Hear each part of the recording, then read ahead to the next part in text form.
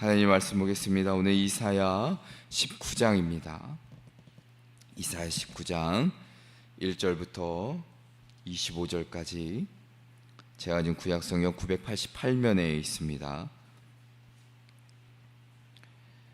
함께 하나님의 말씀 교독하겠습니다.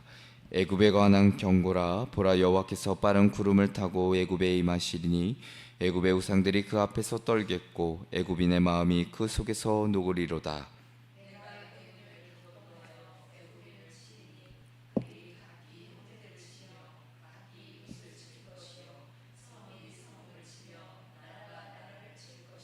애굽인의 정신이 그 속에서 쇠약할 것이요 그의 계획을 내가 깨뜨리리니 그들이 우상과 마술사와 신접한 자와 요술객에게 물으리로다.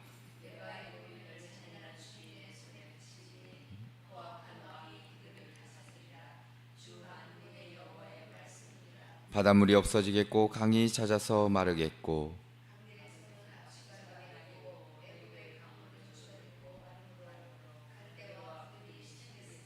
나일 가까운 곳 나일 언덕의 초장과 나일 강 가까운 곡식밭이 다 말라서 난려가 없어질 것이며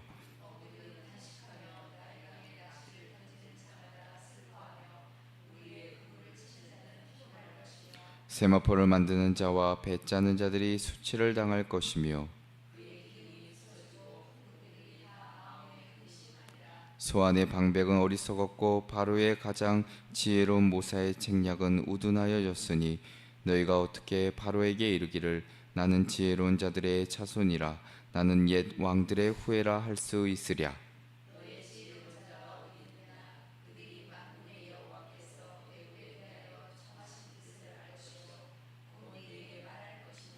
소안의 방백들은 어리석었고 노베 방백들은 미혹되었도다. 그들은 애굽 종족들의 모퉁이 뚫이거늘 애굽을 그릇가게 하였도다.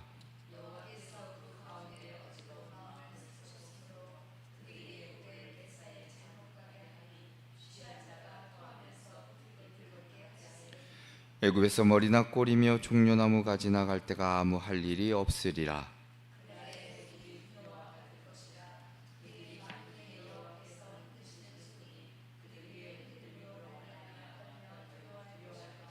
유다의 땅은 애굽의 두려움이 되리니 이는 만군의 여호와께서 애굽에 대하여 정하신 계획으로 말미암음이라. 그 소문을 듣는 자마다 떨리라.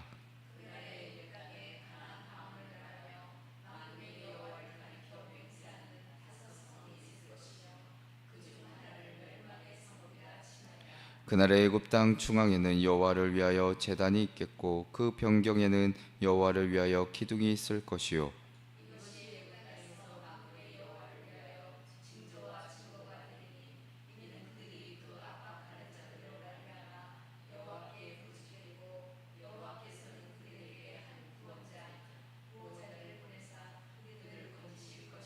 여호와께서 자기를 애굽에 알게 하시리니 그날에 애굽이 여호와를 알고 제물과 예물을 그에게 드리고 경배할 것이요 여호와께 서원하고 그대로 행하리라.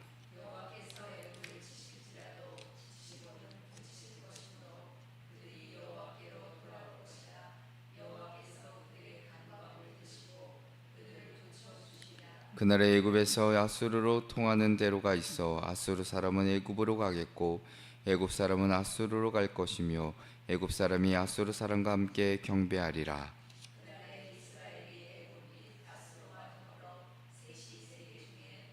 함께 읽겠습니다. 이는 만군의 여호와께서 복 주시며 이르시되 내 백성 애굽이여 내 손으로 지은 아수르여 나의 기업 이스라엘이여 복이 있을지어다 하실 것임이라.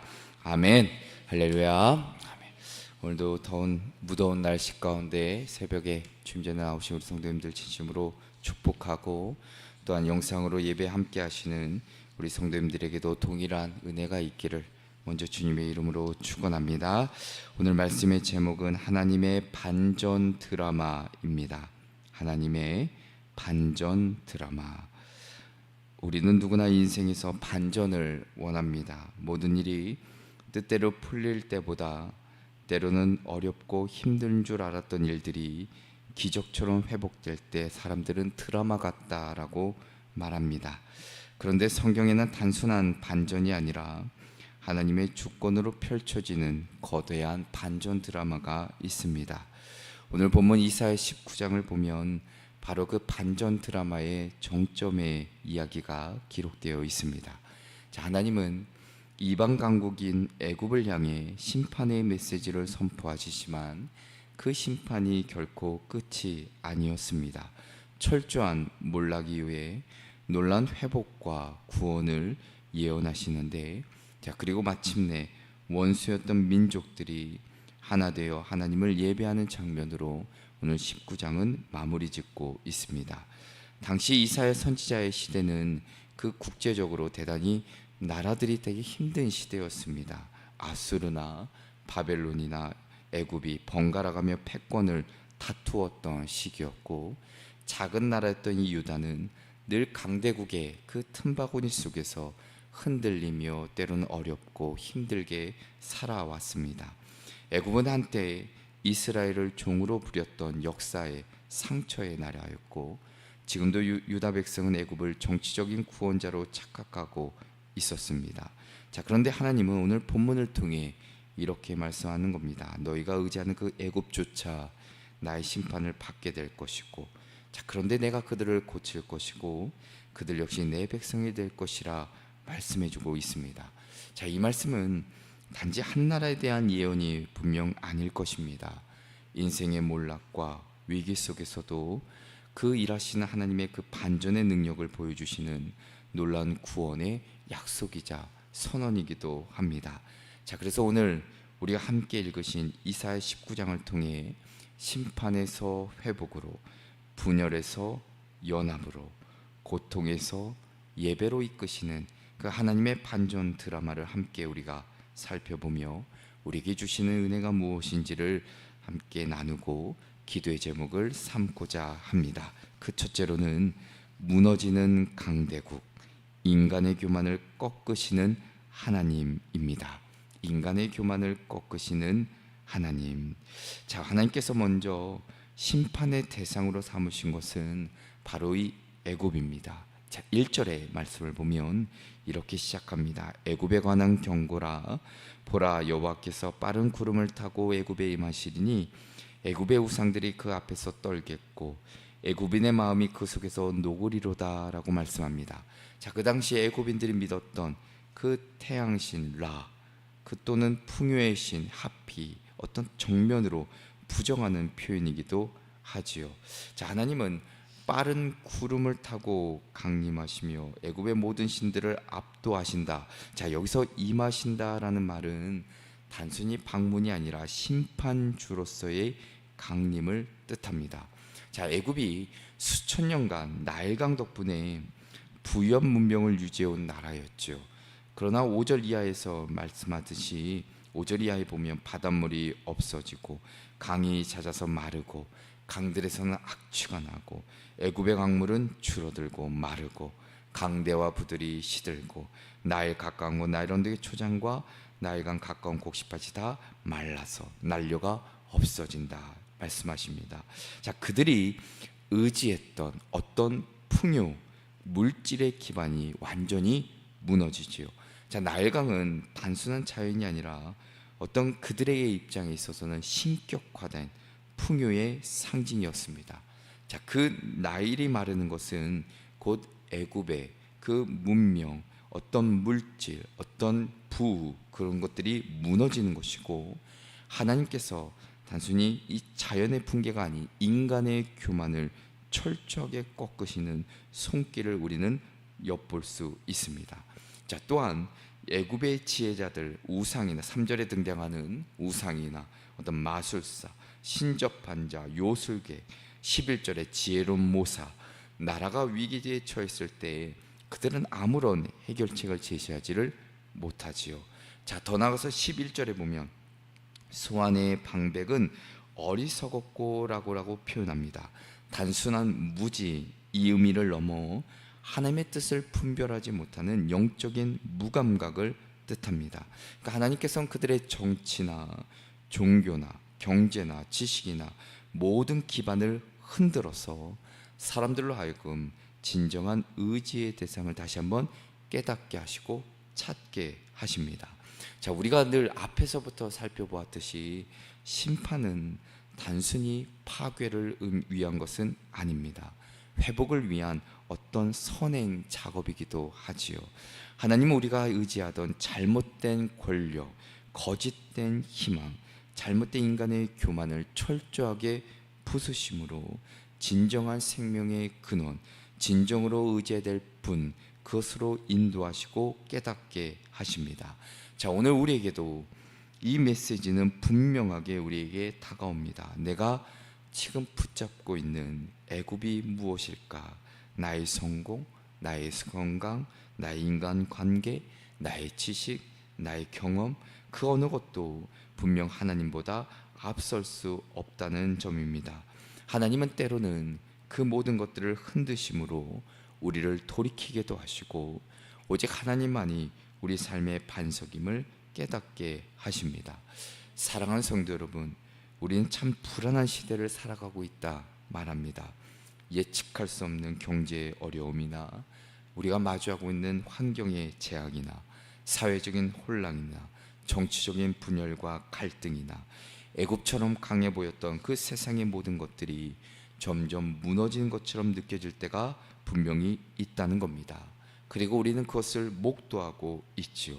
그러나 바로 그 자리에 분명 하나님이 임하시는데, 하나님은 우리의 모든 것들을 단순히 무너뜨리는 분이 아니라 그 무너진 자리를 다시금 회복시키시고 세우시는 분이라는 것을 잊지 말아야 합니다. 오늘 이 말씀을 통해 인간의 교만이 그 무너진 자리에 하나님의 구원의 역사가 시작된다는 그 진리를 다시 한번 마음에 새기시고 우리의 삶이 하나님 중심으로 다시 세워지는 은혜가 있기를 주님의 이름으로 축원합니다. 두 번째는 고난 속에서 하나님을 알아가는 애굽입니다. 고난 속에서 하나님을 알아가는 애굽. 자, 이사야 19장의 흐름은 이 앞장들과는 좀 많이 다른데, 자, 1절부터 우리가 읽으신 15절까지는 애굽을 향한 아주 혹독한 심판, 붕괴, 그 파괴, 그런 것들이 선포되지만 16절부터는 분위기가 서서히 반전되기 시작합니다. 자, 하나님의 애굽을 철저하게 무너뜨리신 후에 그 땅의 사람들로 하여금 자신을 알게 하시는데, 자, 21절의 말씀을 먼저 보면 21절에 이렇게 기록합니다. 여호와께서 자기를 애굽에 알게 하시리니 그날의 애굽이 여호와를 알고 제물과 예물을 그에게 드리고 경배할 것이요 여호와께 서원하고 그대로 행하리라 말씀합니다. 자, 이것이 바로 하나님의 반전 드라마의 중심 장면이기도 한데, 자, 먼저 이제 다시 돌아와서 16절을 보면 그날에 애굽이 부녀와 같을 것이라 그들이 만군의 여호와께서 흔드신 손이 그들 위에 흔들림으로 말미암아 떨며 두려워할 것이며 라고 기록합니다. 자, 여기서 부녀와 같을 것이라, 당시 고대 사회에서 부녀와 같이 된다, 이 표현은 약함이나 두려움이나 무기력을 상징하는 표현과 같습니다. 자, 근데 이 표현은 단순한 조롱이 아니라 강하다고 자부하던 그 민족이 그 두려움 앞에 무너진 모습을 상징합니다. 자, 그런데 이 두려움은 멸망으로 끝나버리는 공포가 아닌 하나님을 향해 마음을 돌이키는 계기가 된다는 것이죠. 자, 그래서 21절에 다시 21절로 넘어가서 우리가 주목할 단어가 바로 여호와께서 자기를 알게 하시리니, 바로 이 알다라는 겁니다. 자, 알다라는 것, 단순한 정보, 어떤 지식이 아니라 인격적이고 체험적인 체험을 통해 알게 되는 것을 뜻합니다. 자, 그러니까 애굽은 하나님의 심판을 통해 하나님의 그 존재, 하나님의 그 성품을 직접 깨닫고 경험하게 된 것이죠. 자, 더 놀라운 반전은 22절입니다. 여호와께서 애굽을 치실지라도 치시고는 고치실 것이므로 그들이 여호와께로 돌아올 것이라. 여호와께서 그들의 간구함을 들으시고 그들을 고쳐주시리라 기록합니다. 자, 하나님의 심판, 그 이후에 그 징계, 회복을 위한 통로인데, 자, 히브리어로 고치다라는 것은 질병을 치료할 때도 쓰이지만 상처 입은 관계, 깨어진 관계, 무너진 관계를 회복할 때에도 사용됩니다. 자, 그러니까 하나님은 심판하시되 그 상처를 싸매시고 회복하는데, 예전에 깨지고 끊어졌던 관계가 다시금 회복되는 역사, 자, 이것이 바로 하나님의 마음이기도 하지요. 자, 우리도 때로는 인생에서 뜻하지 않은 고난과 위기를 만날 때가 있습니다. 그때 우리는 종종 왜 나에게 이런 일이? 라고 묻지만, 하나님은 그 고통의 시간을 통해, 때로는 어려움과 역경을 통해서 우리를 하나님께로 이끄실 때가 분명 있다는 것이죠. 자, 그리고 그 시간을 통해 하나님이 어떤 분인지를 다시 한번 경험케 하시고, 다시 한번 이전에 조금 소홀했던 관계, 깨졌던 관계를 회복시키시도록 만드신다는 겁니다. 자, 그래서 오늘 이 말씀이 우리에게 분명히 묻고 있는 것이죠. 고난이나 때론 어려움을 단지 피해야 될 재앙으로 보지 말고, 그 안에서 하나님의 손길, 하나님의 그 사랑, 그 은혜를 찾고 깨닫고 알기를 노력할 것을 우리에게 다시 한번 말씀해주고 계십니다. 우리의 삶에 지금 어려움이 있다면, 어려움의 삶을 지금 지나가고 계신다면, 그것은 우리가 또 한편으로는 하나님께로 더 가까이 나아오기를 원하시는 그 하나님의 마음, 그 부르심이라는 것을 잊지 마시고, 애굽처럼 우리도 그 심판을 통해 하나님을 배우고 고통 속에 하나님을 또한 만나고 하나님의 치유를 경험하는 하나님의 백성이 온전히 되시기를 주님의 이름으로 축원합니다. 끝으로는 원수에서 통역자로 구원받은 민족의 연합입니다. 원수에서 통역자로 구원받은 민족의 연합입니다. 자, 오늘 이사야 19장의 결말은 실로 놀라운데, 자, 먼저 23절을 보시면 이렇게 기록합니다. 그날에 애굽에서 아수르로 통하는 대로가 있어 아수르 사람은 애굽으로 가겠고 애굽 사람은 아수르로 갈 것이며 애굽 사람이 아수르 사람과 함께 경배하리라. 자, 애굽과 아수르, 구약 시대를 대표하는 이스라엘의 정말 양대 적국입니다. 하나는 남쪽의 강대국이고 하나는 저 북동쪽의 제국이죠. 자, 이스라엘은 역사적으로 이 두 나라 사이에 끼어 끊임없이 위협과 어려움을 받아왔습니다. 자, 그런데 지금 하나님이 말씀하시기를 그들이 대로로 연결되고 서로 교류하고 함께 여호와를 섬기게 될 것이라 말씀합니다. 자, 더 나아가서는 24절에 그날에 이스라엘이 애굽 및 아수르와 더불어 셋이 세계 중에 복이 되리니라고 말씀하시죠. 자, 단순한 어떤 정치적인 동맹, 이것을 말하는 것이 아니라 하나님 안에서 이루어지는 어떤 공동체, 신앙의 다시금 연합, 구원에 함께 나누는 그 비전이 이 안에 담겨져 있습니다. 자, 하나님께 히브리어로 우리가 복이라는 것, 단지 어떤 복의 대상이라는 의미를 넘어서 하나님의 복을 전달하는 존재, 하나님의 통로란 뜻도 담겨져 있습니다. 그러니까 이스라엘만이 아니라 이방 민족들까지도 하나님의 복의 통로로, 그 수단으로 쓰임 받는다는 선언이기도 합니다. 자, 게다가 25절의 말씀을 보면 구약 전체를 통틀어 가장 정말 놀라운 은혜로운 선언 가운데 하나인데, 자, 이는 만군의 여호와께서 복 주시며 이르시되 내 백성 애굽이여 내 손으로 지은 아수르여 나의 기업 이스라엘이여 복이 있을지어다 하실 것임이니라 기록합니다. 자, 놀랍게도 하나님은 이스라엘에게만 사용하셨던 내 백성이라는 표현을 애굽에게 사용하십니다. 자, 그리고 내 손으로 지은이라는 표현을 아수르에게 사용하고 계시죠. 자, 이것은 단지 민족 간의 화해 이야기를 넘어 하나님께서 역사의 주관자, 동시에 구원의 하나님이심을 선포하는 장면이시죠. 심판하시는 하나님이 회복시키시고 분열을 넘어 연합을 이루시며 이방 민족까지도 하나님의 구속의 역사 안에 끌어들이시는 놀라운 섭리와 계획하심을 우리는 발견할 수 있습니다. 자, 오늘날 우리에게도 이 메시지는 매우 지적절하지요. 자, 우리가 보더라도 우리가 살아가는 세상, 우리가 보고 있는 국가 간, 민족 간, 세대 간, 교회 간 수많은 분열과 갈등 속에 살아가고 있음을 볼 수 있습니다. 자, 그런데 하나님은 지금도 그 장벽들을 복음으로 무너뜨리시고 예수 그리스도 안에 하나 되게 하시는 진정한 화해와 평화의 하나님이심을 우리는 믿어야 한다는 것이지요. 에베소서 2장 14절에 바울은 분명히 말씀합니다. 그는 우리의 화평이신지라 둘로 하나를 만드사 원수된 것 곧 중간에 막힌 담을 자기 육체로 허시고 라고 말씀합니다.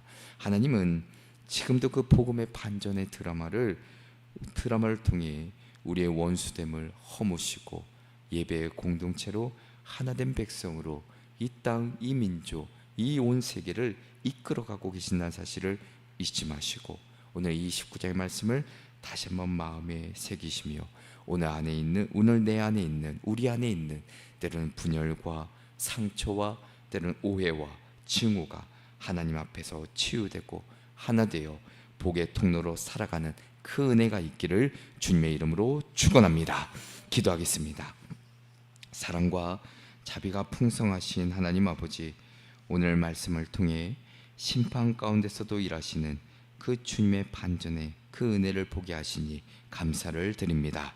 우리의 교만을 꺾으시고 고난 속에서도 주님을 온전히 알게 하시며 마침내 회복과 화해의 공동체로 이끄시는 그 크신 구속의 계획을 깨달아 아는 저희들 되게 하여 주시옵소서.